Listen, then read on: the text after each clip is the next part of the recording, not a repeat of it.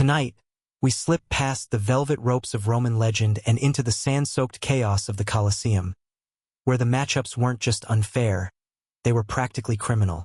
Gladiators versus farmers. Blindfolded prisoners versus two-headed lions. And at least one man who was told his only weapon would be a chicken. So, before we dive into this wildly engineered madness, go ahead and hit that like button and subscribe, but only if you truly enjoy this strange little corner of the internet where history sleeps with one eye open. Drop a comment below to let me know where you're watching from and what time it is for you. I love seeing this sleepy little empire grow across time zones. Now dim the lights, settle into something cozy, and maybe keep a snack nearby. Preferably not roasted ostrich because that's how this whole mess started. Let's uncover how Rome turned death into entertainment, and somehow made it stylish.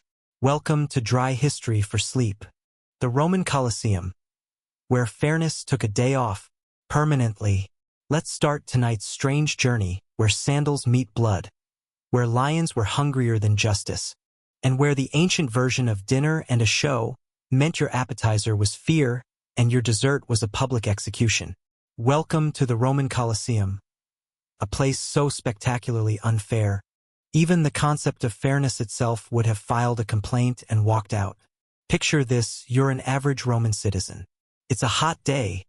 The aqueducts are gurgling, your favorite bakery ran out of barley bread, and you're just a little annoyed at how much grain the taxman took this week. What do? Naturally, you go to the Colosseum to watch someone else suffer more than you, and preferably in a way that makes you spill your wine from laughing too hard. Therapy Roman style. Because the Colosseum, my dear listener, was never meant to be a bastion of fairness or noble combat. That's modern sports talking. The Romans didn't care for equal matchups or may the best man win. What they wanted was blood, chaos, and maybe a guy tripping over his own feet while a lion in the background tried to figure out if it was lunch or part of the act. Built under the Emperor Vespasian and finished by his son Titus around 80 AD, the Colosseum, officially called the Flavian Amphitheater, was less a sports arena and more an anxiety attack with popcorn. Capable of seating 50,000 spectators, it wasn't designed for balance, equality, or safety. It was built for spectacle, a word the Romans took more seriously than they took plumbing, and they took plumbing very seriously. Now let's talk about fairness. You see, modern-day boxing fans might expect two fighters of equal weight classes. Even WWE, with all its scripted glory, at least pretends to pair people of similar physical prowess. Rome was on another level. You didn't come to the Colosseum to see a fair fight. You came to see a one-sided beatdown with flair. A real crowd pleaser involved two scenarios. A highly trained gladiator in top condition, polished armor gleaming in the sunlight. A terrified prisoner with no weapon, or worse, a stick that looked like it came from your grandmother's broom. Now guess which one the crowd cheered for. Yes, you got it. The gladiator. Not because they were noble warriors, though some were, but because they were professionals, entertainers, celebrities. Think of them as Tom Cruise with a sword, only with fewer stunts and more risk of disembowelment. The audience wasn't interested in suspense. They wanted to watch a guy flail dramatically before being artistically skewered like a human kebab. And here's the kicker. Sometimes the audience didn't even want the underdog to win. No, they wanted him to lose, but in a memorable way. Tripping into a pit? Hilarious. Screaming while running from an angry ostrich? Comedy gold. Fainting before the first blow? Disappointing but acceptable if you did it with flair. There were points, of course, for tragic expressions. One well-timed look of despair could win a reprieve if it was theatrical enough. Romans appreciated drama. They were like the Academy Awards of death. Cry beautifully, and maybe, just maybe, you'll live to cry again tomorrow. But let's rewind to the actual design of the arena, because even that was a masterclass in let's make things worse. The Colosseum's architecture reinforced inequality in every brick. The emperor had the best seat, naturally. Senators sat on cushioned benches. Cushioned. Everyone else? Welcome to the Stone Age, literally. Stone benches, sunburns, and a close view of your neighbor's sweaty toga. It wasn't about comfort. It was about status. And if you were in the arena itself, well, congratulations. You were today's entertainment. And who exactly got thrown into the ring? Let's just say Rome had a flexible definition of guilt. Stole a loaf of bread? Colosseum. Looked at the emperor's statue for too long? Colosseum. Upset a senator's mistress's cousin's dog? Guess what? Front row ticket to getting mauled by a bear. But don't worry, the emperor paid for it all. Yes, the shows were free to attend. They were, in essence, Rome's version of a please don't overthrow me gesture. You got grain, a seat in the sun, and a chance to yell rude things at a man about to be trampled by a camel wearing armor. All in the name of civic unity. Let's also acknowledge that while gladiator duels did happen, and sometimes between well-matched opponents, the real meat of the show was in the mismatches. Convicted criminals were given weapons in the loosest sense. A dagger, a club, a sharp stick, and a pep talk. The odds? 0. The goal? Entertainment. And the crowd? Oh, the crowd loved it. They screamed, laughed, pointed, and placed bets. Think of it like Twitter, only louder, smellier, and slightly more lethal. Some days there were even mock sea battles, but we'll get to that in another chapter. Today, we're focusing on the soul of the Colosseum. Unfairness, theatricality, and a healthy dose of violence disguised as patriotism. The Roman elite pretended the games were a gift to the people. Bread and circuses, they called it panem et circenses. As long as the masses had food and entertainment, they wouldn't ask inconvenient questions like, why are we still at war? Or, where did my cousin go after insulting the governor? In truth, the Colosseum was more than an arena. It was a political device, a fear machine, a social equalizer where everyone could laugh at someone lower than themselves, usually a condemned man covered in fake armor running from an annoyed tiger. In Rome, justice wasn't blind, it was armed, drunk on wine, and carried a trident. And here's where the psychology kicks in. Watching someone else's terrible day made your own a little more bearable. Didn't get your rations? At least you didn't get decapitated by a guy named Brutalus Maximus. Children came too. Nothing like watching a man get stomped to teach little Octavius not to steal olives from the pantry. In the end, the Colosseum wasn't just a stage. It was a mirror, a blood-streaked, sand-dusted mirror reflecting Rome's deepest truths. Power is spectacle. Mercy is performative. And fairness? That's for poets, not emperors. So next time you think modern sports are unfair, when your team loses to a bad ref call or the underdog gets robbed, just remember, at least no one in the NFL gets fed to a lion during halftime. When bakers fought gladiators, the ancient Roman job nobody wanted. Imagine this. You're a humble Roman baker. Your greatest battles involve burnt loaves and the occasional rat raid on your flour stock. Then one day, someone from the Senate knocks on your door and says, "Congratulations! You've been selected for an appearance at the Colosseum." You think it's an award. It's not. You're now scheduled to fight a professional gladiator in front of 50,000 bloodthirsty Romans. And you don't even get time to finish your sourdough. Welcome to the bizarre world of gladiator versus amateur matches. Perhaps the most unbalanced, unhinged, and undeniably Roman form of entertainment ever invented. Gladiators weren't just meat shields. Let's get one thing straight. Gladiators were no joke. While modern films often depict them as enslaved men forced into bloody sports, the truth is more nuanced and more terrifying for the amateurs. Many gladiators were indeed slaves or prisoners, but some were volunteers. Yes, actual Roman citizens willingly signed up for this career. Why?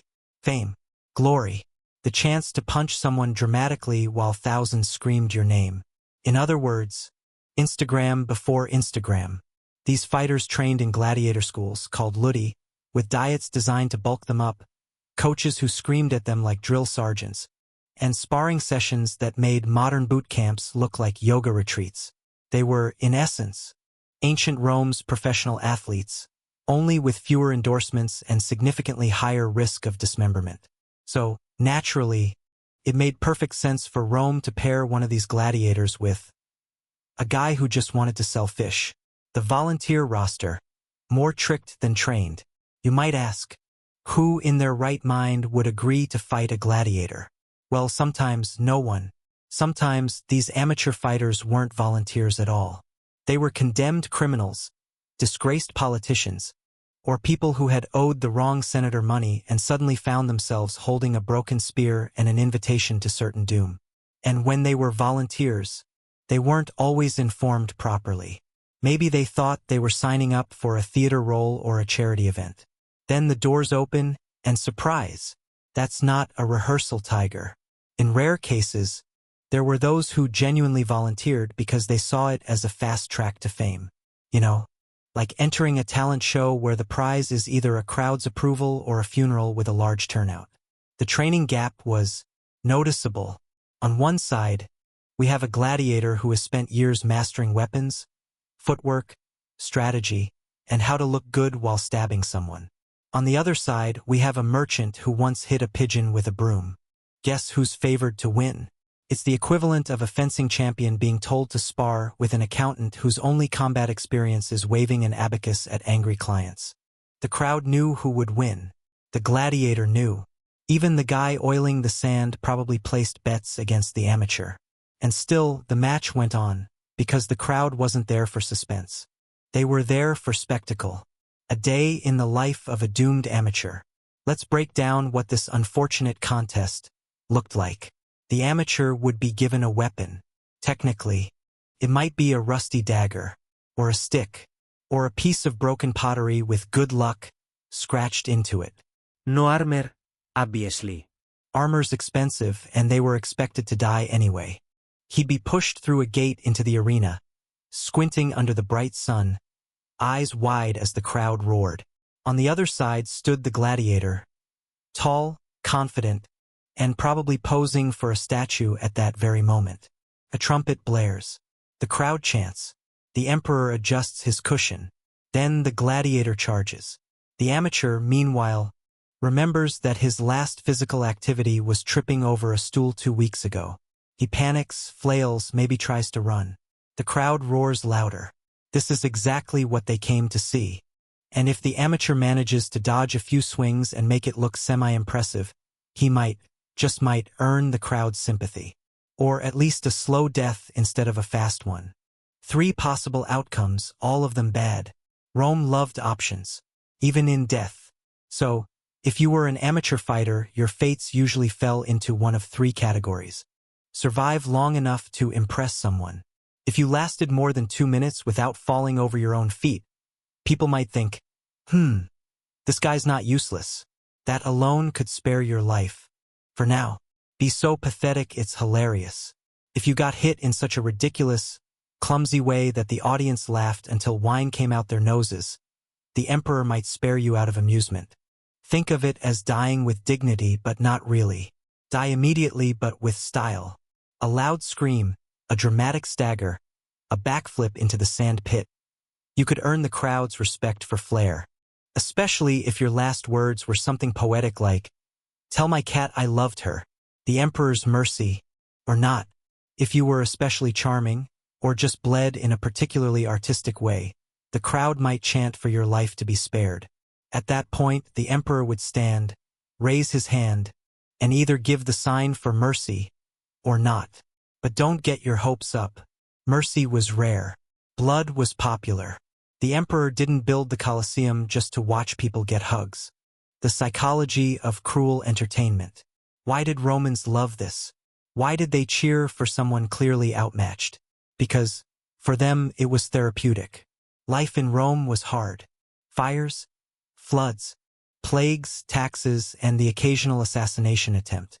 Watching a complete amateur flail against a trained killer gave people a sense of control, catharsis, and possibly schadenfreude. It was like a reality show, only with less crying and more arterial spray. A lesson in Roman priorities. Did anyone ever ask, is this ethical? Probably not. Because in Rome, ethics were flexible, and entertainment was sacred. The gladiator versus amateur match wasn't about sportsmanship. It wasn't about giving someone a second chance. It was about reminding the crowd who was in charge, and who was disposable.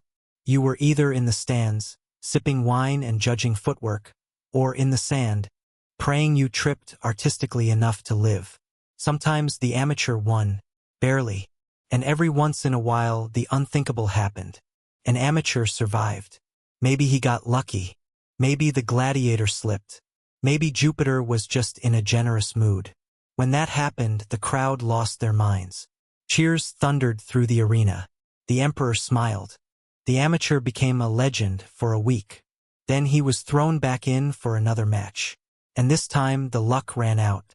Because Rome didn't love the underdog. It loved the underdog right before he got eaten. Conclusion: a system only Rome could love. Gladiator versus amateur wasn't just a sideshow. It was a ritual, a morality play written in blood and sand. A very loud, very public message. Life isn't fair, and you better be entertaining if you want to survive. So next time you think your office job is tough, remember, at least no one's asked you to fight a professional killer while wearing a tunic and holding a broken spoon. Unless you work in politics. Then maybe it's not that different after all. When lions were judges, the Roman justice system at its most furry. Let's imagine you're living in ancient Rome. Maybe you borrowed your neighbor's goat and forgot to return it. Maybe you blinked a little too long while walking past the emperor's statue. Or maybe you said something snarky about a senator's sandals. Doesn't matter. You're now a criminal. And in Rome, that means it's showtime. Welcome to Damnatio ad Bestias, or as I like to call it, the world's most aggressive zoo experience. It translates to condemnation to the beasts, which is already a bad sign, because once something is named in Latin, you know it's serious. Not a trial, a matinee performance. The beauty, if we can use that word, of Damnatio ad Bestias is how utterly theatrical it was. This wasn't some back-alley punishment or quiet jail sentence. No, no. This was public, orchestrated, and very in your face. Literally.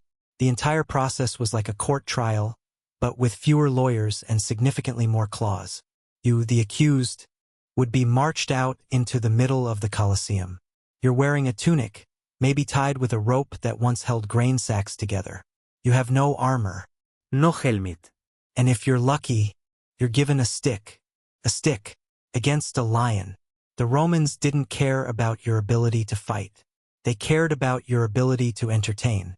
And you'd better make your death memorable. Who got sentenced to this? Anyone, really. The Roman justice system was impressively vague about what counted as beast-worthy behavior. Theft? Beast. Treason? Double beast. Accidentally sneezing on a patrician's robe? Hope you like tigers. But the real stars of these shows were condemned criminals. Sometimes they were genuine threats to society. Sometimes they were just political inconveniences. Either way, Rome turned them into opening acts. Yes, opening acts. These executions were often scheduled early in the day, warming up the crowd for the main gladiator duels. Nothing gets you ready to watch two warriors spar quite like seeing a man try to outrun a bear while tripping over his own sandals. Lions. The original courtroom drama. Let's talk about the lions. These weren't your average sleepy zoo cats. These were imported predators, often from North Africa, given first-class treatment. Better food than most Roman citizens. Comfier cages. Sometimes even names. Rome treated these animals like celebrities. The audience cheered when they entered, as if The Rock had just walked into a press conference with fangs. The animals arrived by ship, cart, or chariot, whatever looked the most dramatic. And when the gate opened and the lion took its first step into the arena, the crowd gasped. This wasn't just execution. This was art. You, however, were not the star. You were lunch. Trial by combat? Try trial by cat. Damnatio ad Bestias wasn't about testing your innocence. You were guilty the moment you were scheduled. But Rome loved spectacle, and the illusion of a fight made it more exciting. So you were given a twig, or a dull spear, or sometimes nothing at all except a confused look and a fading sense of dignity. Meanwhile, the lion got the better end of the deal. It had teeth, claws, and an instinct honed by evolution. You had a tunic and a scream that, if particularly melodious, might get a round of applause before you got tackled. The crowd's role, judge, jury, and Yelp reviewer. let's not forget the audience. These weren't silent observers. They cheered, laughed, bet money, and sometimes even requested encore deaths. If you were particularly dramatic, say if you climbed a fake tree and yelled at the sky, they loved it. The louder your final shriek, the better. This wasn't about law. This was about catharsis. Rome had grain shortages, taxes, wars, and every third emperor going slightly mad. Watching a criminal get pounced on by a cheetah was their version of stress relief. Children attended. Yes, really. You'd think all of this might be a bit much for the kids. Not in Rome. Children came to these executions the way modern kids go to Pixar movies. Let's go see the man with the stick get chased by an angry leopard. Dad. Sure, Octavius. Let's bring snacks. It was considered educational. A life lesson, if you will. Don't steal bread or you'll be breakfast. Ancient parenting at its finest. Sometimes the criminal fought back. Not everyone accepted their fate quietly. Occasionally, a condemned man fought like his life depended on it, because it did. He might dodge. He might climb the arena walls. There's even one recorded case of a man who played dead so well that the lion lost interest and walked off. The crowd, of course, did not lose interest. They demanded more drama and often more lions. Animal logistics, the true Roman engineering marvel. You might think keeping a pride of lions, a cage of panthers, and the occasional crocodile ready for action was easy. It wasn't. Rome had teams of workers, caretakers, and animal wranglers whose entire job was making sure the beasts showed up on time, hungry, but not too hungry, and ideally looking fierce. There were trapdoors, lifts, and gated chutes that could deliver a bear into the arena with such precision you'd think they were staging a Broadway musical titled Claw Me If You Can. And sometimes, just to keep things spicy, the animals were released without warning. Surprise jaguar. Audience screams. Emperor chuckles. Everyone wins. Except the guy in the arena. If the lions didn't kill you, the Romans would. Now let's say, miracle of miracles, you survived the beast. You climbed, dodged, hid, and managed not to be eaten. Were you released? Nope. Rome didn't like loose ends. If the animals didn't finish the job, a man with a spear would. Usually dressed like a mythological figure for extra flair. Because nothing says justice like being run through by a guy pretending to be Apollo. This was justice and entertainment. It's easy to think of this as sheer cruelty. And yes, it was undeniably brutal. But to the Romans, this was as normal as daytime television. Only with fewer commercials and more permanent consequences. Executions weren't just punishment. They were theatrical events, designed to scare, impress, and entertain all at once. It was Rome's way of saying, obey the law, or we feed you to a hyena in front of your neighbors. And the audience wanted more. Like any hit show, there was pressure to keep things exciting. Tigers got replaced with rhinos. Lions were paired with bears. Crocodiles made surprise appearances. At one point, a zebra ran across the stage, though it mostly confused everyone. And when animals weren't dramatic enough, Rome added props. Fake forests, collapsing bridges, flaming wheels, because if you're going to execute someone, you might as well give it some production value. So what did we learn? If you've ever thought jury duty was rough, be glad you weren't Roman. Their justice system didn't involve legal counsel. It involved lions, bears, sticks, and a cheering crowd. But it worked, at least by Roman standards. People were too terrified to commit crimes. And if they did, well, at least someone got a good seat and a decent view of the carnage. Final thoughts. Zoo or courtroom? Why not both? The damnatio ad bestias wasn't just punishment.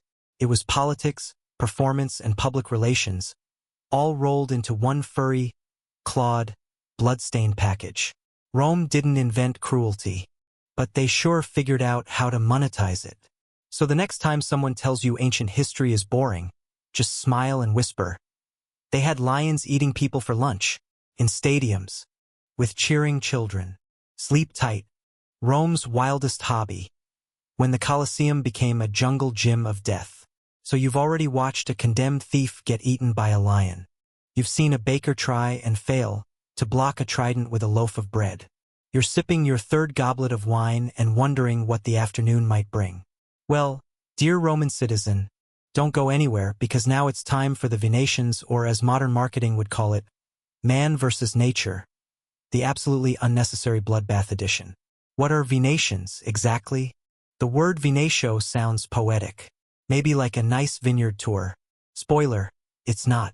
It translates to hunt, but this wasn't a hunt in the forest. This was a high-budget slaughter. Here's the pitch. We're going to take exotic animals from far-off lands, release them into an artificial wilderness inside the Colosseum, and then tell a human, armed with something sharp and unreasonable, to try not to die. For sport. The Romans didn't see this as cruelty. They saw it as entertainment. You know, the way modern folks might enjoy a cooking competition, except instead of soufflés you got stampeding hippos. Building the jungle. Let's start with the set design, because Rome didn't do anything halfway. When it was time for Venetians, the Colosseum was transformed from a dusty sandpit into a handcrafted wilderness. Fake trees were wheeled in. Imported African sand was poured everywhere like the world's most impractical beach vacation. Wooden shrubs and papier-mâché rocks dotted the arena, giving the illusion that the combatants had stumbled into a zoo built by a deranged theater kid. Sometimes, they even added fake hills or caves, because nothing says realism like hiding from a real tiger behind a cardboard bush. And then, the gates opened. The animals, cast of carnage. Now, you might expect the Romans to stick with lions and tigers. But oh no, that would be predictable. Instead, they assembled what can only be described as Noah's Ark if the goal was murder. Leopards, bears, ostriches, elephants, wolves, crocodiles, rhinos, hyenas, even moose made appearances. Yes, moose. Basically, if it had teeth, claws, hooves, or looked vaguely annoyed, it got a ticket to Rome. Sometimes they came from Africa, sometimes from India, sometimes from regions so far away nobody in the crowd even knew what they were. But hey, if it could kill a guy, let's toss it in. The hunters, heroes or hopes and prayers.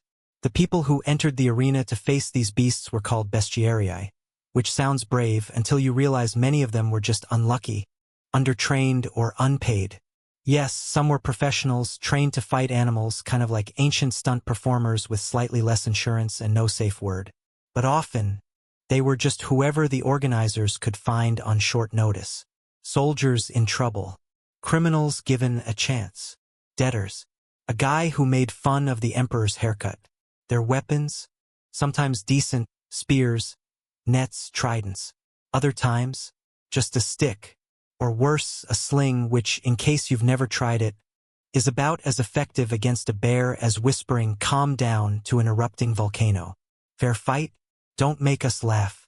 Now let's talk about fairness, or the Roman version of it, which is, how funny will this look from 200 feet away? Sometimes, to make things look more even, the animals would be drugged, starved, or half-blind. One famous account describes a crocodile so disoriented it attacked a fake bush while a hunter poked it from behind. Other times, the humans were set up to fail hilariously. No weapons. No armor. Just a leather skirt, some optimism, and maybe a net if the crowd wanted a laugh. Did the crowd care about the ethics? No. Did they care if the animals were confused? Also no. Did they scream in delight when a man was punted 10 feet into the air by a rhino? Absolutely yes. When animals had other plans. The real wild card? The animals themselves. You never knew what they were going to do. Sometimes they refused to attack. There are records of panthers sitting down and licking themselves mid-fight while the audience booed. Other times, they ignored the humans entirely and fought each other. A bear and a lion once started wrestling while the hunter stood to the side like an awkward waiter at a family argument. And sometimes, just to make things spicy, the animals escaped. There's one story about a leopard that made it halfway up the arena stairs before someone threw a chicken at it to lure it back. It was never about survival. You might think the goal was to survive. It wasn't. The goal was to entertain. And nothing entertained the Roman public more than the illusion of bravery wrapped in the very real risk of being eaten on a weekday. The audience didn't want a clean win. They wanted drama. They wanted blood. They wanted a guy to scream, fall into a bush, throw a net that catches nothing, and get headbutted by an antelope. If the bestiarius survived, cool. If not, well, next. Production value was everything. These weren't one-animal shows. Oh no, there were mass releases, dozens of animals at once. Imagine 10 hunters trying to coordinate against 14 leopards, 3 ostriches, and a buffalo who looks like it's had a very bad day. One Roman engineer proudly reported that he could release 100 animals simultaneously using trapdoors. It was like Animal Planet meets Saw. And remember, this was happening in a stadium full of drunk people yelling advice like, "Stab it in the tail," and "Throw the stick harder." The emperor was always watching. And of course, sitting in the best seat, shaded and smug, was the emperor himself. He didn't just enjoy the show, he judged it. A particularly entertaining kill? Nod of approval. A fight that ended too fast? Disappointed frown. And if the audience seemed bored, he might whisper to the organizers, "Release the hippos." Because yes, hippos were involved. They were like tanks with teeth and a vendetta. Watching one barrel through a fake tree while the crowd screamed was peak Roman entertainment. Audience reactions, the Roman yelp. The Colosseum crowd wasn't polite. If they loved the fight, they cheered so loudly you could hear them in the bathhouses. If they hated it, they booed and demanded a do-over. If a man defeated a bear with flair, he might win flowers, applause, or even a small gold coin. If he tripped and cried, the crowd might chant insults until someone else came in to clean up the scene. It was blood sport and crowdsourced review system all in one. Ancient Yelp with real stakes and no refund policy. When the animals won, sometimes, just sometimes, the animals triumphed. A lion ripped a man's spear in half. A rhino crushed 3 fighters in a row. An elephant threw a hunter into the stands. And the crowd? They loved it. The more unexpected, the more chaos. The more the crowd roared with laughter and awe. They didn't want balance. They wanted surprises. And nature, it turns out, is very good at surprises. Were there animal lovers? Surprisingly, yes. Believe it or not, some Romans protested. Philosophers and poets occasionally wrote essays like, "Maybe don't murder 20 leopards just to prove a point?" But their scrolls were often ignored in favor of, say, watching a giraffe get startled by a flaming bush. Even Emperor Marcus Aurelius, the philosopher king himself, once suggested the Venetians were uncivilized. Rome thanked him, then scheduled a tiger match the next week. The end of the hunt. Eventually, Venetians fell out of fashion. As the empire crumbled, importing animals became harder. The crowd became less impressed. Even elephants got yawned at. But for centuries, the Colosseum jungle was a place where man fought beast, beast fought boredom, and everyone fought heatstroke under the Roman sun. Final thoughts. Zoo? No. Madness? Absolutely. So next time someone tells you that ancient history is boring, tell them this. The Romans imported exotic animals, built fake forests inside a stadium, handed some guy a pointy stick, and told him to entertain a crowd by trying not to be impaled by a moose. If that's not wild, I don't know what is. Fatal charades. When Romans mixed mythology with murder and called it culture. You've just settled into your marble bench at the Colosseum. You've seen criminals get eaten. You've watched a gladiator throw a net like he's fishing for compliments. You've cheered for a man who fought a bear with a broomstick. You think the show can't possibly get weirder. Then someone dressed as Icarus climbs a wooden staircase with fake wings strapped to his back. He spreads his arms, grins at the crowd, and is promptly pushed off the platform. Welcome to Fatal Charades, also known as what if public execution but also theater? What were fatal charades? Let's start with the basics. These were public executions disguised as mythological reenactments. The Romans, ever the overachievers in blood-soaked innovation, asked, why simply kill a man when you can dress him up as a legendary hero and have him die artistically? It wasn't enough to punish people. They had to tell a story while doing it. A story that ended in a very real death. It was the empire's version of dinner theater, with less dinner and significantly more eagles. The origins. where tragedy meets execution.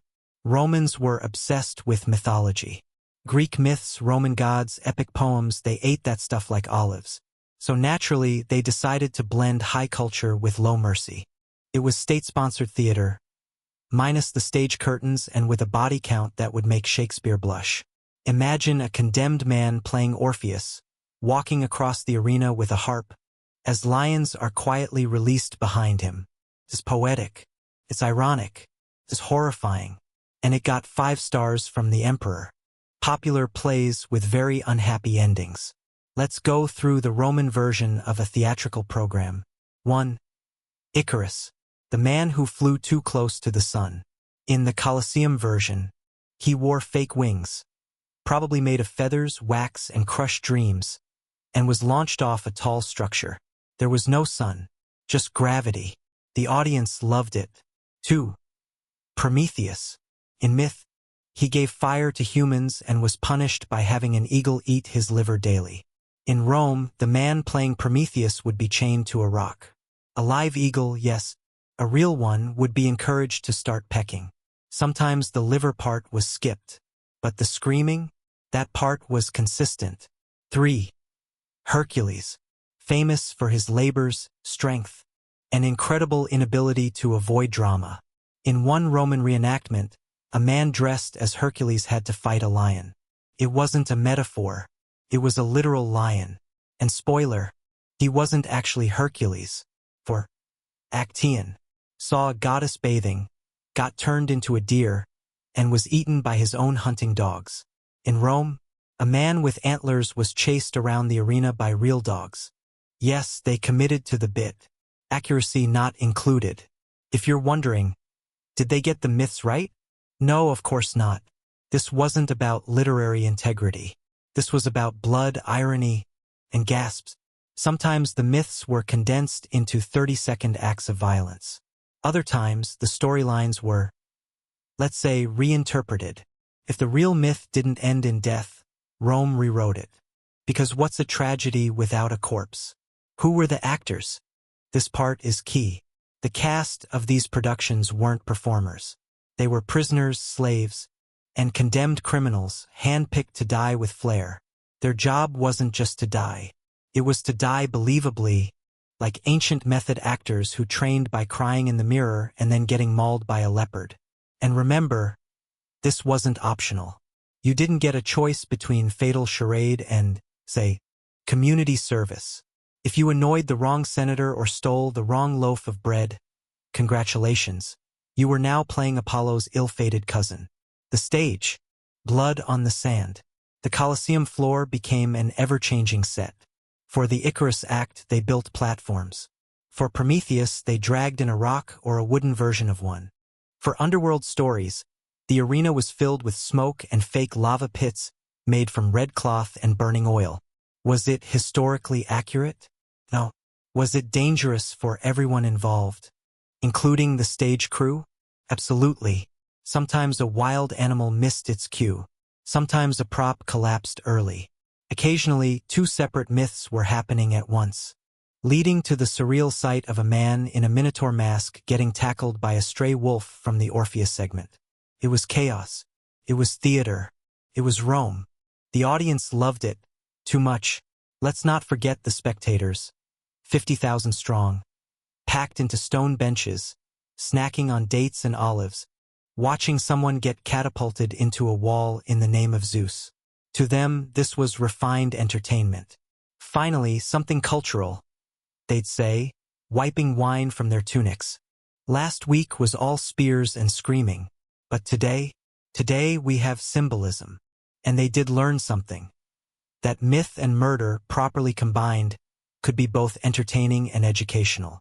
At least until the eagle started pecking a little too close to the edge of the audience. The emperor's seal of approval. This entire bloody production wasn't just for the people. It was for the emperor, the ultimate producer, director, and critic rolled into one. He sat in his shaded box seat, watching the performances unfold like a god judging from Olympus.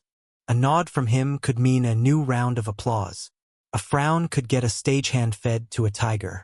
And if a performance was particularly good, say, If the man playing Icarus screamed just the right amount during the fall, he might earn a rare well done before dying instantly upon impact. It was the Roman idol. Only no one made it to the next round. The purpose? Control disguised as culture. So what was the point of all this? It wasn't just for fun. Though yes, it was wildly popular. It was about sending a message. The state has the power not only to punish, but to script your death, costume it, and sell tickets. You weren't just dying. You were dying on brand. You were part of the narrative. A minor character in a myth Rome was rewriting for its own glory. It was political theater with real blood, emotional manipulation, and the occasional flaming chariot. Could anyone survive a fatal charade? Technically, yes. There are stories, rare, whisper-level legends, of a condemned man acting so convincingly, or with such grace, that the crowd begged for his release. But this was rare. Like snow in the Sahara, rare. Most performances ended the same way. A dramatic death, a loud cheer, and a crew of slaves cleaning up before the next scene. Fatal charades versus modern theater. Now, you might ask, is this really theater? Well, they had a script, sort of. Costumes, tunic plus panic. Props, rocks, fire, lions. A live audience. So yes, technically it was theater. But it was also a state-sponsored horror show. Like if your school play ended with the lead actor being run through with a spear, and the PTA clapping wildly. Shakespeare may have said, all the world's a stage. But in Rome, the stage was soaked in blood, and the curtains were pulled by soldiers. The legacy. Why we still remember this madness. The fatal charades may sound like an absurd chapter in history, but they stuck around for a reason. They showed how the Romans blurred the lines between myth and reality, between art and punishment. They revealed a society so obsessed with control that it turned death into a morality play. And they're why, even today, when someone says, this job feels like a performance, you can nod and whisper, at least no eagles are involved. Final act. Applause or silence. In the end, fatal charades weren't just shows. They were warnings. Don't challenge authority. Don't steal from temples. Don't roll your eyes at the emperor. Because if you did, you might find yourself in front of thousands, dressed as a mythological hero, acting out your final moments with no encore. And if you forgot your lines, don't worry, the lion never does. The Colosseum nautical nightmare, Rome's floating bloodbath, aka Naumachii. Imagine this. You're sitting in your usual Colosseum seat, row 43, slightly sticky from spilled wine. You're expecting the usual. Gladiators, lions, some guy dressed like Zeus being zapped by a catapult. But today, something is different. There's water. A lot of it. The whole arena floor has vanished beneath what looks suspiciously like a man-made lake. And before you can finish your honeyed fig, a trumpet sounds, and two wooden ships come sailing into the center of the world's most over-engineered death stadium. Welcome to the Naumachii, Rome's idea of a naval battle performed live in a stadium, with actual ships and a very high chance of drowning. Because of course the Romans did that. What is a Naumachia? Other than what? The word Naumachia comes from Greek, naus, ship, and machia, battle.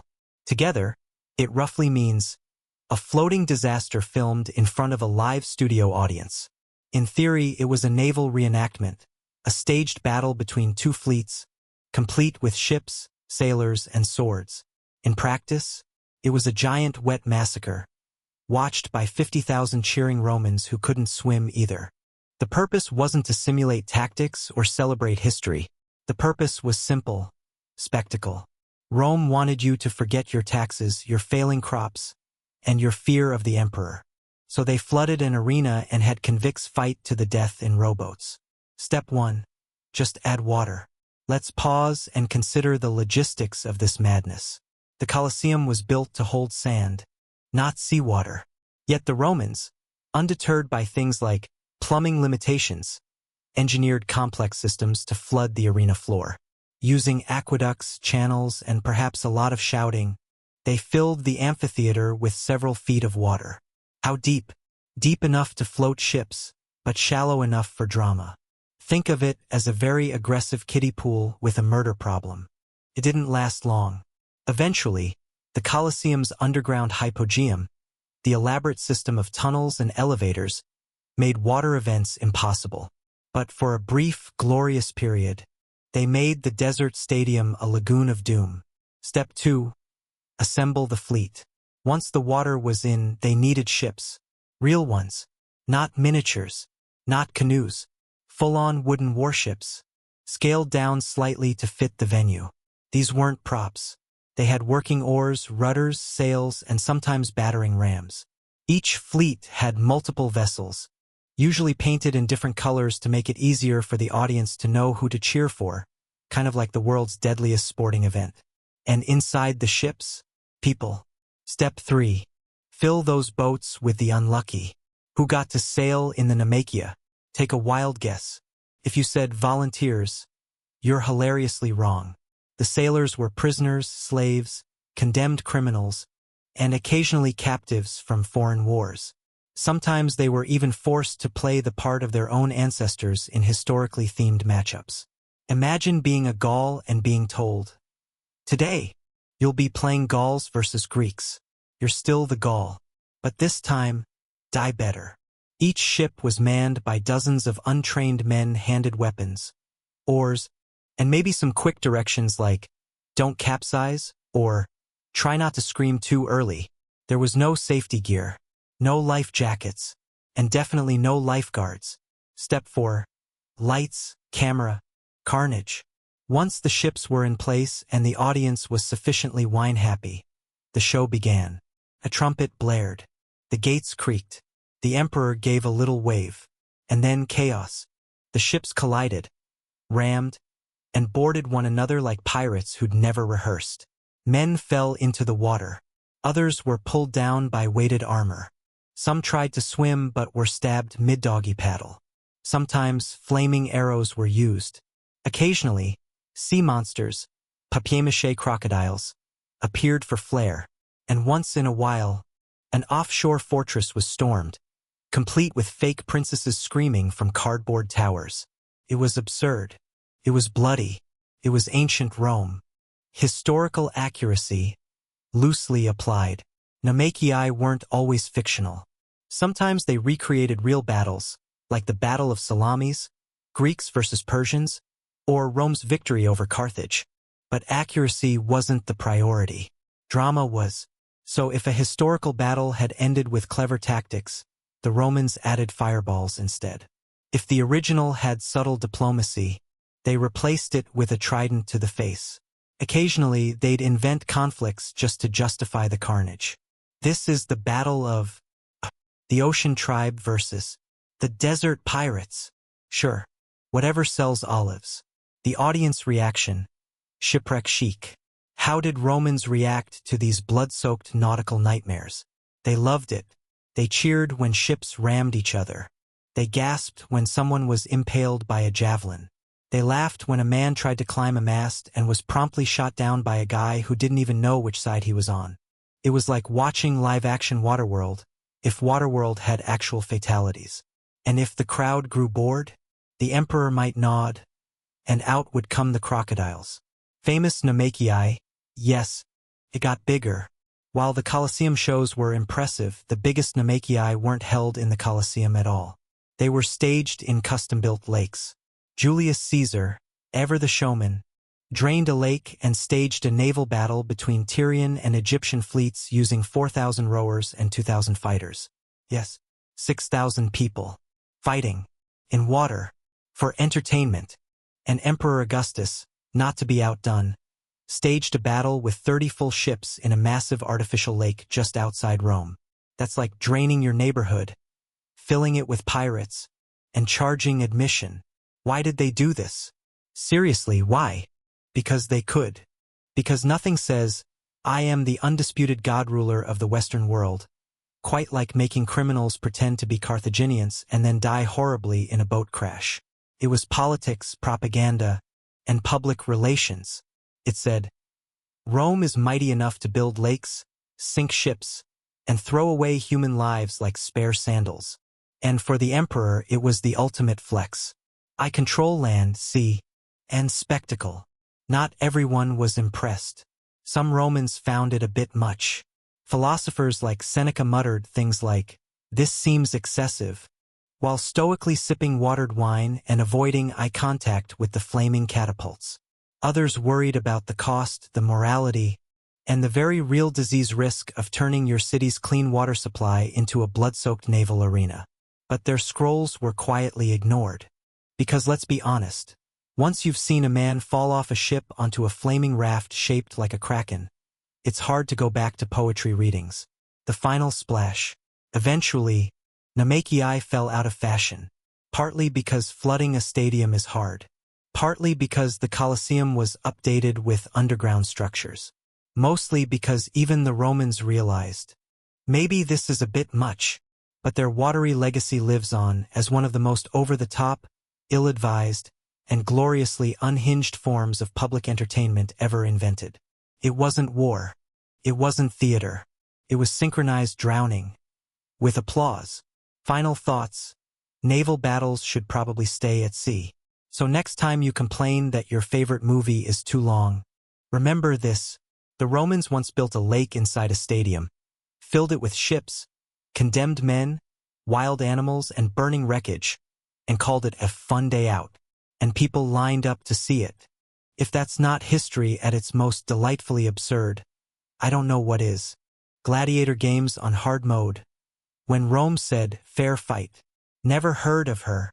By now, you've watched men fight tigers, prisoners drown in staged sea battles, and convicted bakers reenact Greek tragedies by being thrown off a tower in a paper sun costume.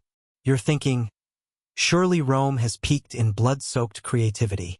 Oh child, Rome hadn't even warmed up, because just when you thought the rules were brutal, the referees disappeared, the rules were rewritten mid-match, and the gladiators themselves were outfitted like blindfolded ducks thrown into a pit full of snakes, all in the name of entertainment. Welcome to absurd and cruel match modifications, the part of Roman history where unfair was not a problem, it was the point.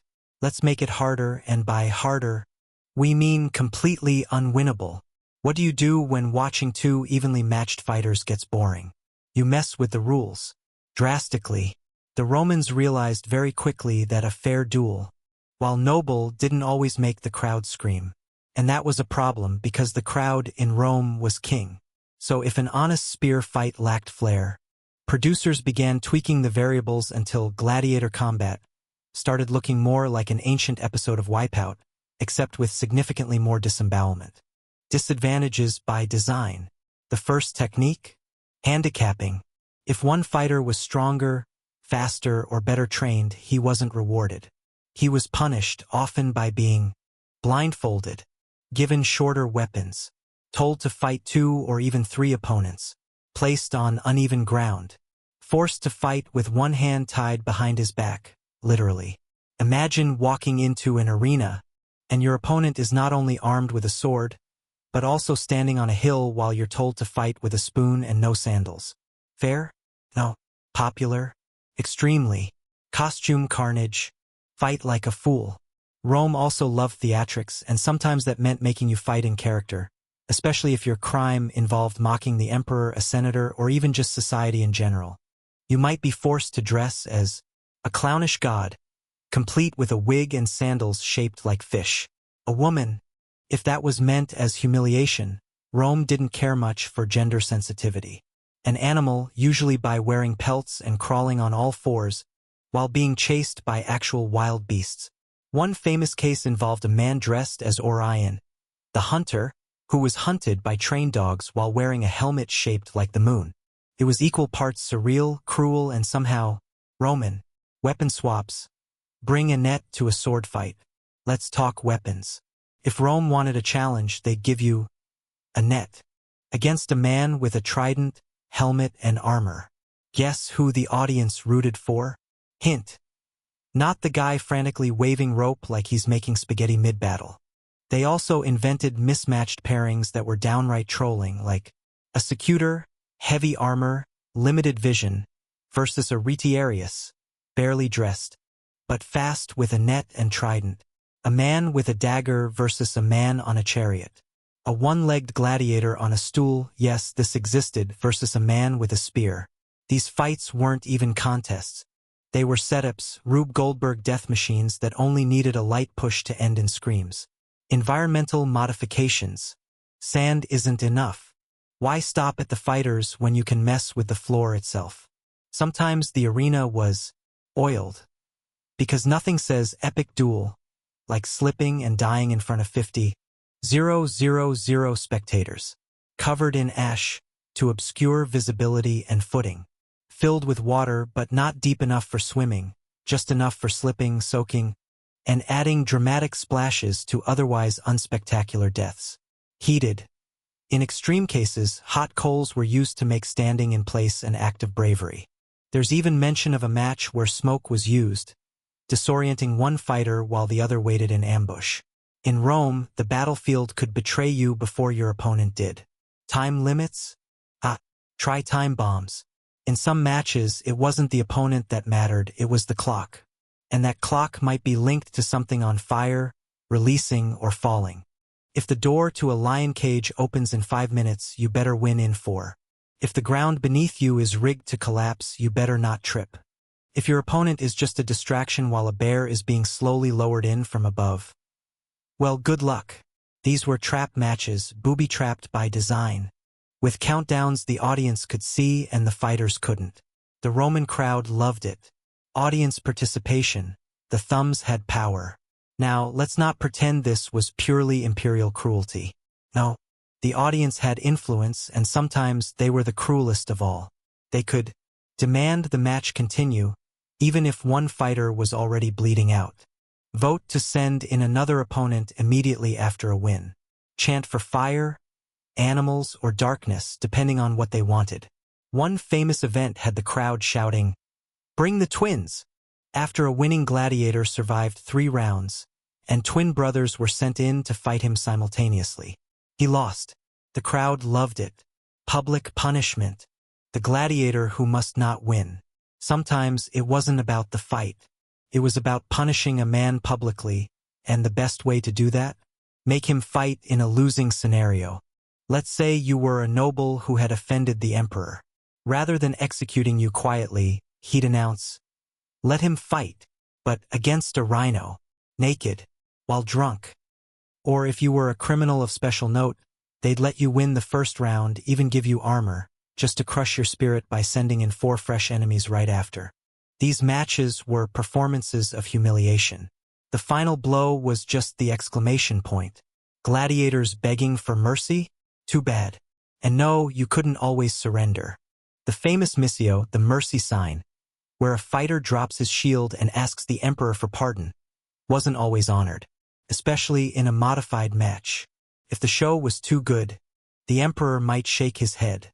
If the crowd chanted, "Kill, kill, kill," then mercy became a myth.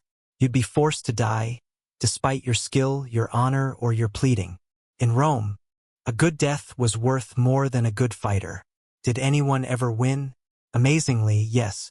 Some gladiators became so legendary that even the emperor dared not tweak the rules too hard. Men like Spiculus, Flamma, and Carpophorus not only survived cruel setups, but won repeatedly, earning riches, freedom, and fan mail from noblewomen. But they were the exceptions, the rock stars of Rome. For every famous name, there were 100 no-names who died because their spear broke or the floor was greased. And when these champions eventually lost, it was often in the most rigged match possible for maximum drama. Why did Rome love this so much? Because balance bored them. They didn't want fairness. They wanted spectacle. They wanted to see a man beat the odds or fail spectacularly. Watching someone triumph despite every unfair disadvantage? Inspiring. Watching someone get demolished while dressed as Cupid in front of 50,000 people? Hilarious. And Rome, above all, was a society of performance. Final thoughts, Rome. Where unfair was the feature. So next time you think a sports ref made a bad call, remember this. In ancient Rome, they once made a man fight blindfolded in a burning arena against a bear wearing armor. And when he lost, the crowd stood and cheered. Because in the end, Rome didn't want a match. They wanted a story, one soaked in blood, humiliation, absurdity, and, occasionally, triumph against impossible odds. And if that story required a bit of rule-bending, well, welcome to the show. Rome's favorite blood sport. What watching daily murder did to the human brain. Hint, nothing good. Let's say you're a typical Roman citizen. You wake up, sip watered wine, yell at your slaves, step over someone vomiting in the street, and head to the Colosseum. You're not going to work, no. You're going to watch. You don't know who's fighting today, but it doesn't matter. There will be swords. There will be screaming. There will definitely be at least one man dressed as a mythological creature being torn apart by something with claws. And you're thrilled. But after years, decades of watching men and occasionally animals and occasionally women get shredded like lettuce in front of tens of thousands, a question arises: what happens to your brain when death becomes your daily entertainment? The Romans may not have had psychologists, but we do. And if they could peek into the Colosseum crowd, they'd say, oh no, this society has issues. Let's start with the obvious: desensitization. The Colosseum held around 50,000 spectators, and it wasn't reserved for nobles. Everyone went. From toga-clad senators to garlic-scented bakers, people lined up for a full day of violence. At first, it might have been shocking, but by the third beheading before lunch, numbness set in. This is called desensitization, when repeated exposure to violence makes you less emotionally responsive. Psychologists today use it to explain why action movies or violent games stop affecting us over time. But in Rome, you weren't holding a controller. You were holding a fig and watching a real man bleed out while the crowd clapped in rhythm. Kids? Yes, they came too. In modern society, we worry about kids watching too much TV. In Rome, children attended executions. They saw heads rolling down the stairs, men impaled on spikes, wild animals dismembering humans for sport. Imagine being 6 years old and watching a man get set on fire for stealing grain. Then imagine growing up thinking, yep, that's normal. Generations were raised in this environment. Their baseline for cruelty was so high that even simple punishments, like exile or prison, felt boring. Wait, he just gets to leave? ¿No ves? No drama. Applause as validation. The crowd psychology. You've probably heard of mob mentality. It's when individuals in a crowd adopt behavior they'd never exhibit alone. Now imagine 50,000 people chanting, kill, kill, kill, while someone begs for mercy. You don't want to be the only person saying, maybe we don't do this? So you join in. You laugh. You cheer. You thumb down. Not because you're evil, but because everyone else is doing it and Rome made cruelty patriotic. Over time, this feedback loop reinforced itself. The more blood, the louder the crowd. The louder the crowd, the more the producers raised the stakes. And before long, throwing a man to a lion wasn't excessive. It was Tuesday. From entertainment to identity. For many Romans, the games weren't just pastimes. They were a core part of identity. Are you going to the Colosseum today? Of course. Gaius is fighting. He's my favorite. Same. I have his autograph. Well, blood on my tunic. People developed parasocial relationships with gladiators. They supported certain fighting styles, debated outcomes, and even composed songs and poems about their favorite warriors. This deep emotional investment in violent spectacle blurred the line between fan and fanatic. Modern fans might riot after a soccer loss. In Rome, they rioted if the wrong man died. Normalization of brutality. After a few years of watching staged murders, what do you think happens when someone is stabbed in the street? That's right, nothing. Citizens became so used to carnage that real-world violence lost its horror. Executions became dull. Street fights went unnoticed. Even torture became bureaucratic. Ah yes, the defendant has been sentenced to the wheel. Bring the good hammer. Cruelty seeped into daily life, politics, parenting, and law. Not because Romans were uniquely evil, but because their entertainment system was a factory for numbness. What about the empathetic?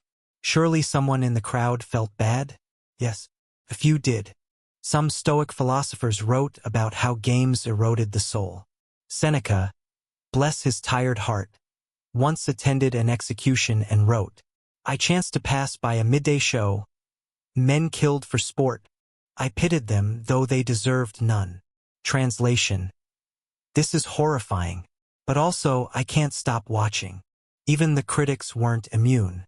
The games had a magnetic pull, and pity often melted under the pressure of spectacle and peer approval. Some left early. Others simply closed their eyes. Most just returned the next day. Addiction to drama. Roman games didn't offer passive viewing. They were immersive. The crowd voted with their thumbs, chanted fighter names, and sometimes decided who lived or died. This gave spectators a sense of power, a rare drug in a hierarchical society. People became addicted not just to violence but to the illusion of influence. For 1 hour, even a beggar could shape the fate of a gladiator.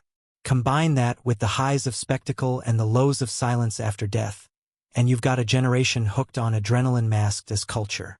Post-event blues. Modern psychologists call it dopamine crash. After intense stimulation, your brain dips. You feel off. Romans had their own version. After a particularly bloody festival, crowds sometimes fell silent, not out of guilt but from sheer emotional fatigue. So what did they do? Went to another game, drank heavily, gossiped about the next spectacle, because withdrawal was real. And in a society with few emotional outlets, violence was therapy. The long-term result: a society numbed to itself. The Roman Empire didn't collapse because of the Colosseum. But its mindset, the elevation of spectacle over empathy, of cruelty over justice, was symptomatic. A society that cheers for executions loses its moral compass. Slowly, quietly, you stop seeing humans. You see roles. He's a thief. She's a traitor. He's the guy who insulted the emperor's nose.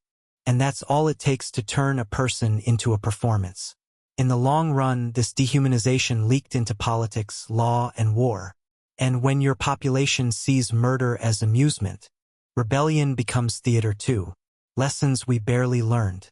It's tempting to laugh at Rome, to say, well, at least we don't do that anymore. But do we? We still binge true crime. We still turn trauma into content. We still debate death sentences on morning TV.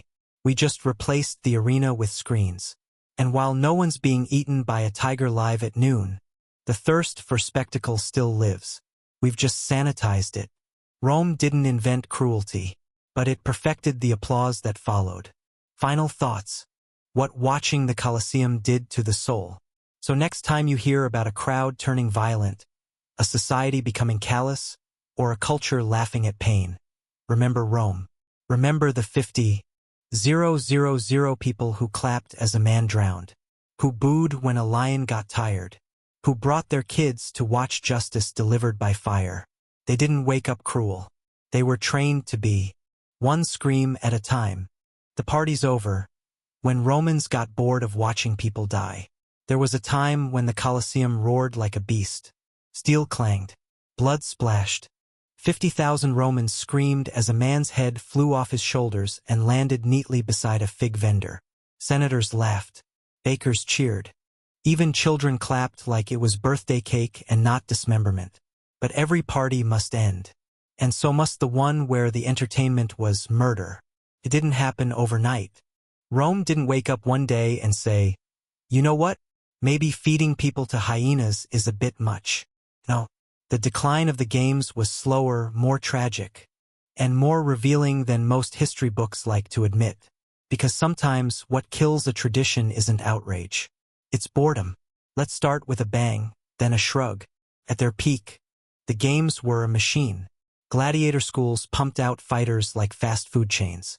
Exotic animals were shipped in from 3 continents. Convicted criminals arrived by the cartload. The emperors spent like drunken billionaires just to outdo the guy before them. But by the 3rd century, cracks started to form. Why? Because even spectacle has a shelf life. Repetition fatigue. Didn't we see this last week? You can only watch so many men get mauled by tigers before your brain starts comparing performances. That decapitation was a 7 out of 10. The last one had better screaming. It's called novelty decay, and the Roman games suffered from it in full force. To fight it, organizers tried to raise the stakes. Bigger animals. More elaborate executions. Staged sea battles again, sort of gladiators in gold armor fighting upside down. But eventually, shock becomes routine. And when your average citizen has seen 300 beheadings before turning 30, it gets hard to impress them. Even lions stopped exciting people. Oh no, not another lion. Can't we have a musical or something? The gladiators weren't helping. Once, gladiators were celebrities. Their faces were painted on pottery. Their names were etched into rings. Some were so famous that noble women sent them love poems written in goat's blood, or so the rumors go. But fame has a dark side. Salaries. Gladiators got expensive, and not just in gold. In maintenance. Feeding, housing, training, and keeping them healthy cost real money. Especially when the economy started collapsing like a flan in the sun. And let's not forget, gladiators had unions. They protested. They revolted. They asked for better conditions. Some even tried to negotiate their deaths. When your workforce of murderers starts filing HR complaints, the system is officially broken. Animal crisis. The lion supply chain meltdown. The Romans didn't just need lions. They needed a lot of lions, and elephants, and bears, and crocodiles, and giraffes, and rhinoceroses, and once, even a whale carcass. Don't ask. But the supply lines were unsustainable. By the 4th century, North Africa was depleted of wildlife. Shipping routes became dangerous due to pirates and war. The cost of one elephant could fund a small army. The empire was hemorrhaging money to import animals so they could be stabbed in front of a crowd that had already seen better. It was the worst return on investment in ancient economic history. The rise of Christianity. Enter the moral police. And then came the Christians. Not the quiet, persecuted ones. These were the loud, suddenly powerful, freshly legalized ones with very firm opinions about decapitation as after-dinner entertainment. They believed in forgiveness. They didn't like murder as a sporting event. And most importantly, they had the emperor's ear. The turning point, Emperor Constantine. He converted to Christianity, banned crucifixions, and began discouraging the games. He didn't outlaw them outright, let's not get crazy, but he made it clear. This was not how a civilized Christian empire behaved. That sound you hear? It's thousands of lions breathing a collective sigh of relief. The ultimate mood killer, martyrdom. Christians weren't just critics. They were often victims. Thrown to the lions. Burned alive.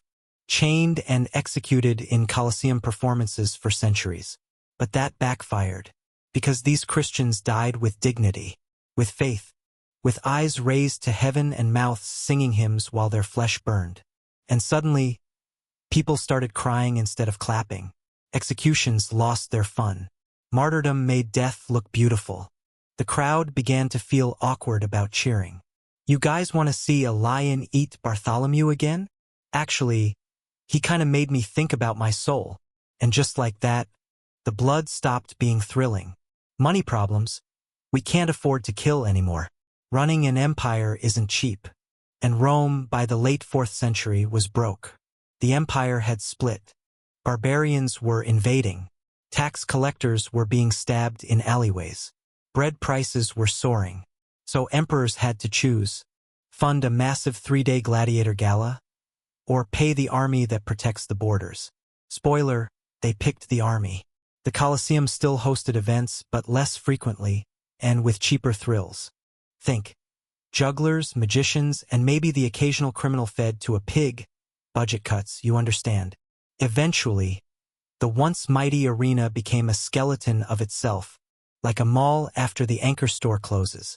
Fanbase decline. The audience moved on. Even the people changed. Rome's new generation had different tastes. They preferred theater, religious rituals, public debates, chariot racing, still violent, but with fewer entrails. Watching men get hacked apart felt old-fashioned, like a grandpa telling war stories no one asked for. Plus, as the empire expanded and absorbed different cultures, not everyone shared the bloodlust. Eastern provinces were shocked. Northerners found it a bit much. Even local Romans started bringing scrolls to the Colosseum, reading while people screamed in the background. "Oh, that guy? I've seen him die twice already." The final nail, official bans. By the early 5th century, the writing was on the wall, and the emperors, now heavily influenced by Christianity, began to ban the games outright. In 404 CE, after a monk named Telemachus was killed while trying to stop a gladiator match, Emperor Honorius said, "Enough." The games were officially abolished. No more lions, no more fights, no more hot afternoons filled with casual homicide. The arena fell silent, the sands dried, the screams faded, and just like that, the greatest theater of death in human history became just another building. What remained? Even after the games ended, their influence lingered. The Colosseum was repurposed as a fortress, then a church, then a quarry. Gladiator became a romantic idea, not a profession. Public execution as entertainment didn't vanish. It simply migrated to other cultures. But Rome's decline of the games was the first time in recorded history when a mass society rejected cruelty as fun. Not perfectly, not completely, but meaningfully. It marked a cultural evolution, from steel and blood to thought and belief. And that, for Rome, was perhaps the most unexpected plot twist of all. Final thoughts. When the applause dies, entertainment trends change. Today it's superheroes. Yesterday it was Shakespeare. Centuries ago, it was a man being gored by a rhino while pretending to be Hercules. And while it's easy to mock the Romans, remember, they stopped. They moved on. They got bored. They got broke. They found faith. And one day they realized that maybe, just maybe, human life was worth more than a good afternoon show. So the next time you're bored during a slow movie, be thankful it doesn't end with a spear through someone's chest. Because that used to be called a happy ending. Bread, blood, and ballots. How Roman emperors bought loyalty with murder. Imagine you're a Roman emperor. Your empire is crumbling at the edges. The army is restless. The Senate is plotting.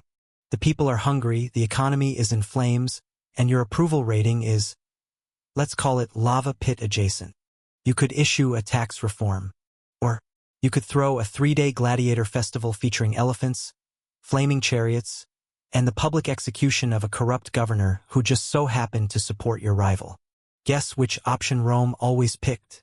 Welcome to the not-so-secret weapon of Roman politics, the games. Because while gladiators fought and lions roared, the real battle was happening off the sand, in the minds of the citizens. And the message was clear. We might be broke, but we're still in charge. And we brought snacks, bread and circuses, the original political strategy. The phrase, panem et circenses, bread and circuses, wasn't just a cynical observation. It was an entire system, coined by the poet Juvenal. It captured how emperors kept the public pacified. Bread, free grain distributions to feed the masses. Circuses, spectacles to distract them from everything else. It worked, masterfully. Why protest corruption when there's free wheat and a guy in a golden helmet about to fight a bear with a frying pan? Why question imperial authority when you're busy watching criminals reenact Greek myths by being set on fire in front of 50,000 screaming fans? The games became the empire's pressure valve. Let them eat grain. Let them watch blood. And while they cheered, nobody noticed that Rome was slowly falling apart. The Colosseum as campaign trail. In modern politics, candidates shake hands, kiss babies, and make promises they'll later forget. In ancient Rome, emperors gave the people front row seats to murder. Every new ruler needed a spectacle. It was the inauguration ceremony, the loyalty test, the press conference, all rolled into one. Example, when Titus opened the Colosseum in 80 CE, he launched a 100-day festival with thousands of animals killed and over 5,000 gladiator fights. Trajan celebrated his Dacian victories by throwing games with 10,000 gladiators and 11,000 animals. That's not a typo. These weren't just shows. They were massive PR campaigns designed to drown criticism in applause. Justice on display. Executions as propaganda. Killing people in public was nothing new. But Rome added production value. Executions weren't just punishments, they were narratives. Carefully chosen. Meticulously staged. Traitors? Made to fight unarmed. Corrupt officials? Given mock trials on stage before being mauled. Religious dissenters? Reenacted blasphemous myths. Then died ironically. Christians often played Prometheus, then were eaten by eagles. It sent a message. Defy us, and you'll become entertainment. And it worked. Watching someone you disliked get skewered while the crowd cheered wasn't just satisfying. It reinforced Rome's moral order, or at least its version of it. Emperors as producers. Bloodthirsty showrunners. Some emperors took their role as game sponsors very seriously. Like very seriously. Commodus, 180 to 192 CE, didn't just organize the games. He joined them, as in, personally stepped into the arena to fight gladiators. Of course, the matches were rigged. His opponents were often armed with wooden swords or had been paid to die. But the crowd? Oh, they loved it. He once killed 100 lions in a single day, allegedly. He also reenacted Hercules, complete with lion skin and club. It was all theater. But behind the performance was a dangerous message. I am untouchable. Even the gods clap for me.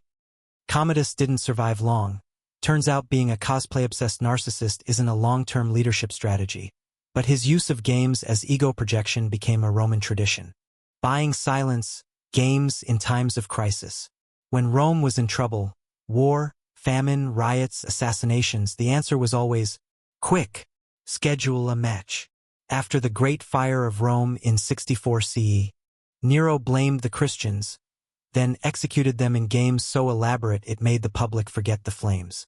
When the plague hit in the 3rd century, emperors increased the games, not because they were healthy, but because people needed distraction from the bodies piling up outside. During civil wars, rival claimants to the throne competed not just in battle but in game funding. The more lions you bought, the more loyalty you earned. It was politics by bloodshed. And the masses learned to measure their leaders by how entertaining their executions were. The applause of the crowd. A dangerous addiction. Once an emperor heard 50,000 voices chanting his name after a particularly thrilling lion versus man match. It became addictive. Some began craving the crowd more than the Senate's approval. They'd extend the games unnecessarily. They'd veto decisions that upset the arena audience. They'd order replays, yes, replays, of executions that got big cheers. In one bizarre case, Elagabalus threw gold coins into the crowd during the games, causing a stampede. 10 people died. The emperor? He laughed, because in his mind, they died for me. That's loyalty. Social engineering through spectacle. The games weren't just for control. They were instructional. Each match reinforced ideas. The strong conquer the weak. Rome rules nature. Criminals deserve death. The emperor is godlike. Rebellion is suicide. Children learned it. Citizens absorbed it. Foreigners feared it. Rome didn't need a national curriculum. They had entertainment as indoctrination. The sand of the arena was where Rome wrote its unofficial constitution. Who got left out? The Senate, for starters. Not everyone loved the games. The Senate resented them. Senators preferred dignified debate, togas, and poisoned wine over sweaty crowds and flaming tigers. But emperors outshined them in the arena. The people remembered who paid for the blood, not who argued about grain tariffs. In this way, the Colosseum didn't just distract from problems, it weakened political rivals. Every cheer for the emperor was a reminder. You don't need the Senate. You've got me. And I brought lions. When it backfired, spectacle meets scandal. Sometimes, though, the games turned on their sponsors. If a match was boring, the emperor got booed. If executions were too cruel, the crowd flinched. If gladiators died too quickly, refunds were demanded seriously. If the emperor refused a mercy plea, The audience turned cold. Games were risky. The same crowd you pacified could become a mob in seconds. Caligula once executed an entire group of gladiators after the crowd booed him. It didn't fix things. He was murdered weeks later. Turns out, when your approval rating is built on gore, it's unstable at best. Legacy, the first media-driven empire. Rome may have fallen. The Colosseum may be in ruins.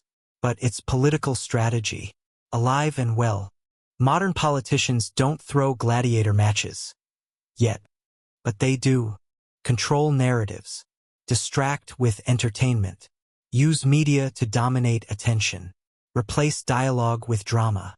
What Rome taught us is that spectacle governs emotion, and emotion governs loyalty.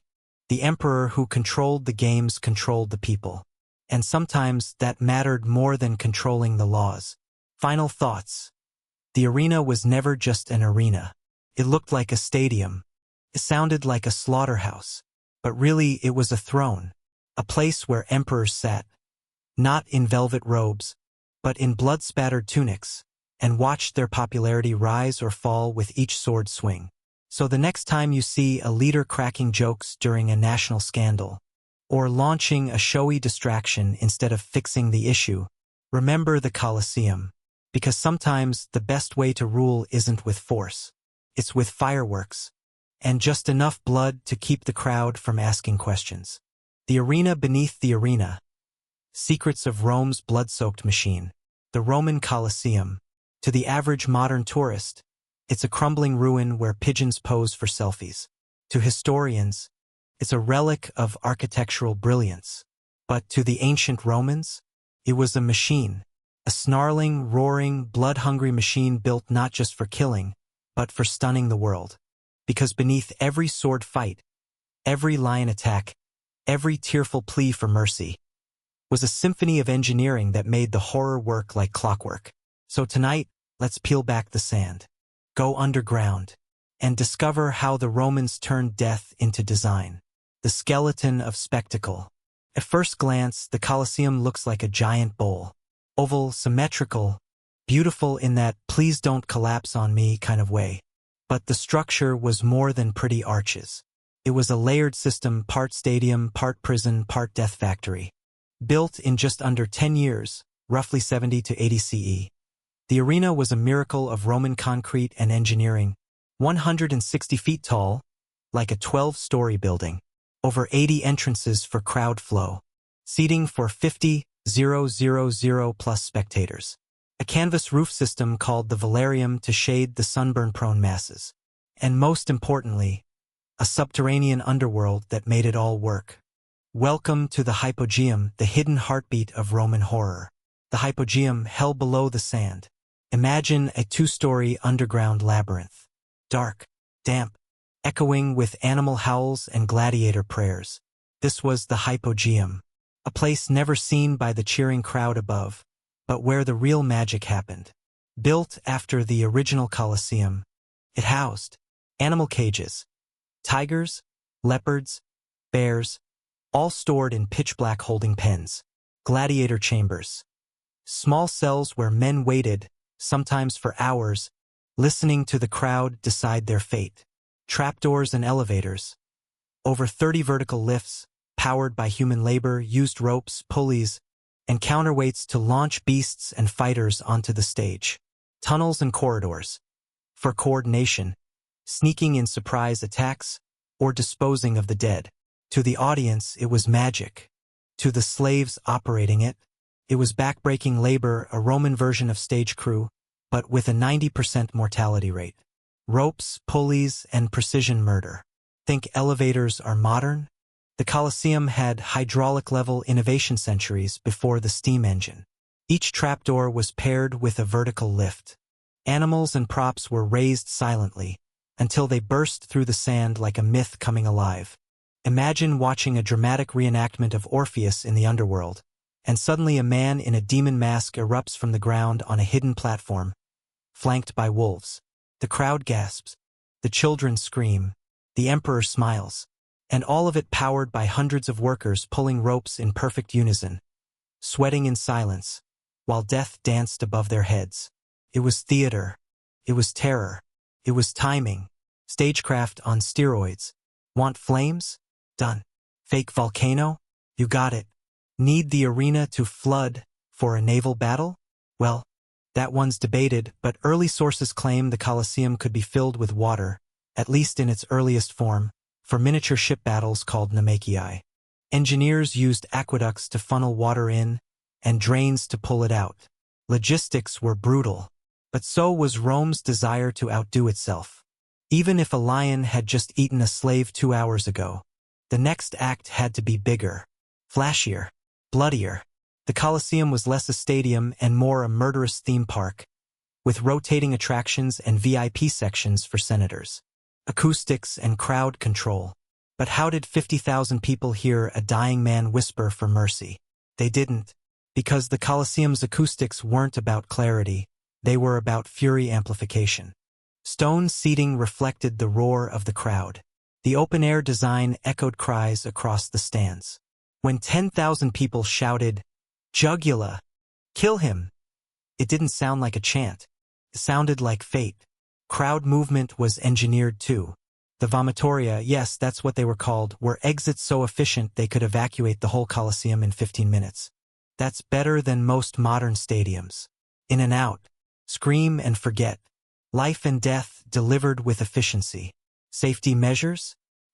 You might wonder, with all these beasts and blades flying around, did they have safety regulations?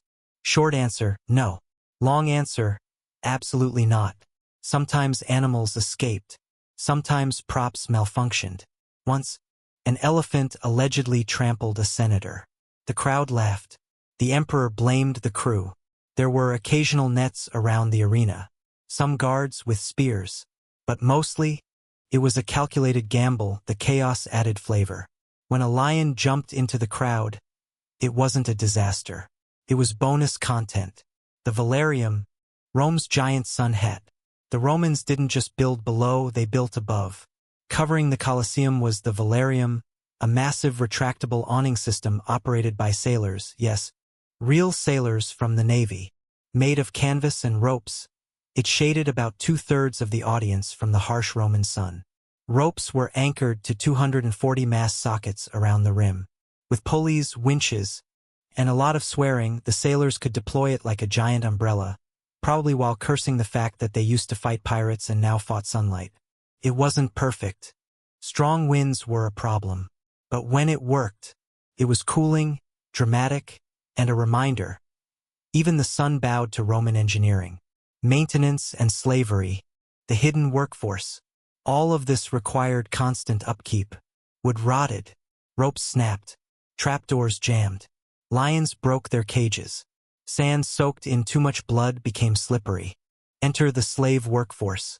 Thousands of slaves, engineers, janitors, builders, beast trainers, kept the Colosseum running. Most were invisible. None were free. They patched walls, replaced pulleys, dragged corpses, refreshed the sand, fed the animals, fed the lions with animals, and died regularly. Without them, the marvel collapsed.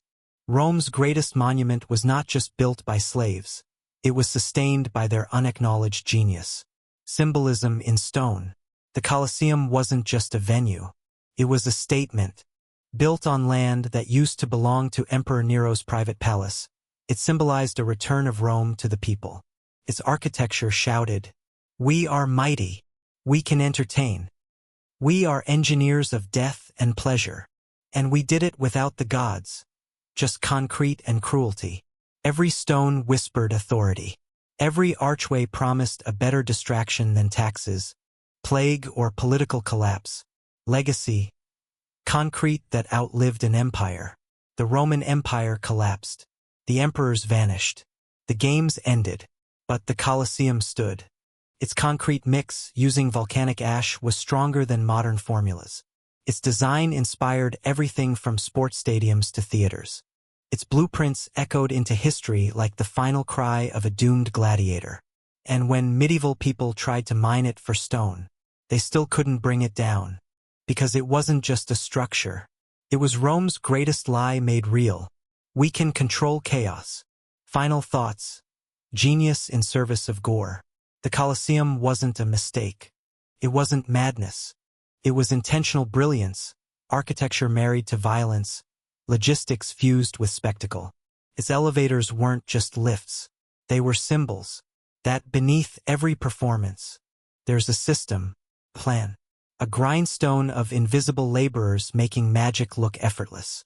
So the next time you're at a stadium concert, watching lights flicker and floors open, think of Rome. Because once upon a time, engineers built a stage where death rose through trapdoors, and the applause made it beautiful. After the lions left, how the Colosseum refused to die. For centuries, it echoed with screams of gladiators begging for mercy, of lions roaring in hunger, of 50,000 Roman citizens chanting jugula, as if death were a halftime show. Then silence. Not all at once. The games didn't end with a bang. They withered, like an aging emperor refusing to leave the stage. But the Colosseum, that great theater of gore, glory, and grotesque, didn't vanish when the blood stopped flowing. No, transformed. From empire centerpiece to Christian shrine. From fortress to quarry. From ruin to global symbol. The Colosseum, in death, did something the Roman Empire could not. It adapted. The afterparty of empire. What happens when the show's over? When Emperor Honorius banned gladiator games in 404 CE, it marked the symbolic death of Rome's most popular entertainment.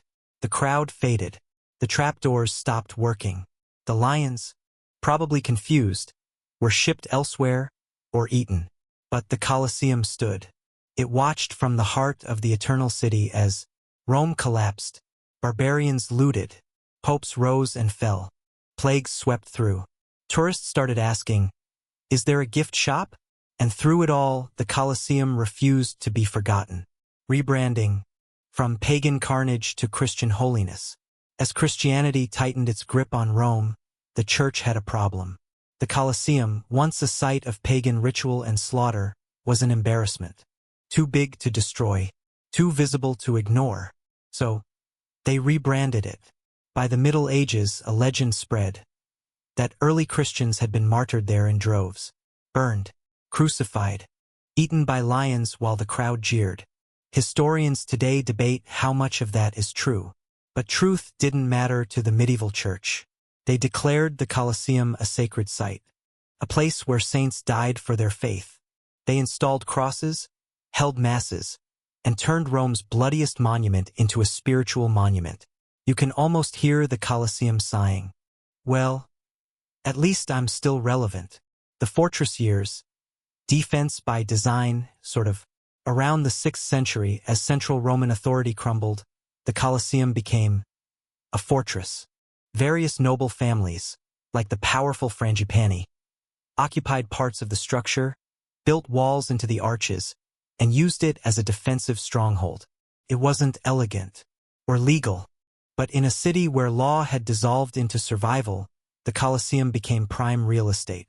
Think of it like squatting in the Pentagon after the government collapses. Strategic, slightly insane, very medieval. The Great Stone Heist, Rome's favorite quarry. By the Renaissance, Rome was rebuilding. Grand churches, palaces, bridges, monuments, and stone was expensive. So guess where they went? Yep, the Colosseum. Architects saw not a ruin, but a Home Depot made of premium travertine. Stone was stripped. Iron clamps were pried out. Marble was carted off. Some was used for St. Peter's Basilica, meaning parts of the Colosseum still echo in the Vatican today. It's poetic, really. The church once demonized the Colosseum, then recycled it to build heaven's headquarters. Earthquakes, decay, and the reluctant survivor. Rome is no stranger to earthquakes, and the Colosseum, massive, hollow, aging, didn't escape them. In 847 CE, a major quake collapsed the southern outer wall. Other quakes followed, turning the once pristine arena into a jagged shell. Vines grew through cracks. Birds nested in its crevices. Rain seeped in, then froze, then shattered stone. But somehow it didn't fall. Architectural stubbornness? divine intervention? Or perhaps it just liked being watched. Romantic ruins. When decay became beautiful. By the 17th and 18th centuries, artists and poets fell in love with the Colosseum all over again, not for its blood-soaked history, but for its aesthetic collapse. The Romantics saw tragedy in stone. They painted it at sunset, wrote odes to its grandeur, wept beneath its arches and whispered things like, "How noble in its ruin, how grand in its defeat," which is a fancy way of saying, "This place is falling apart, and I'm really into that." Tourists came, took sketches, told tales, and the Colosseum began its second career. Ruin-porn superstar. Modern resurrection. Tourist trap or time machine. Today, the Colosseum is one of the most visited landmarks in the world. Millions walk through its arches, marvel at its scale, wonder why the bathroom lines are longer than the arena was wide. But beyond the selfie sticks and guided tours, the Colosseum has become something more profound, a symbol of ancient genius, a reminder of imperial excess, a testament to survival not just of stone but of meaning. It has been a killing floor, a cathedral, a squat, a sculpture, a rallying point, a museum, and a monument. In the Colosseum, every age has seen itself. And that's no small feat for a building that used to drop tigers through trapdoors. The Colosseum in pop culture. From ruin to red carpet. You'd think a place built to glorify state-sanctioned violence would fade into obscurity. But no, the Colosseum has appeared in films, Gladiator, anyone? Video games, advertisements, fashion shoots, Olympic opening ceremonies. It's been lit up in colors, draped in protest banners, projected with peace symbols. And while it once symbolized Roman brutality, today it often stands for heritage, resilience, and, look, honey, it's on the postcard. If buildings could roll their eyes, the Colosseum would have gone blind by now. Symbol of power, and peace, and paradox. Here's the strange part. A place once dedicated to mass murder for sport is now a global symbol of Italy's cultural pride. It's on coins. It's in textbooks. It's surrounded by gelato stands. And yet, every arch, every worn stone, every crumbling step whispers a brutal truth. People came here to watch people die. So we romanticize it. We soften its story. We pose for pictures with smiles where screams once echoed. Because that's what culture does with uncomfortable history. We repurpose it. We rebrand it. We rebuild meaning from rubble. And the Colosseum, obliging as ever, plays along. His voice still echoes. No more lions. No more emperors. No more blood on the sand.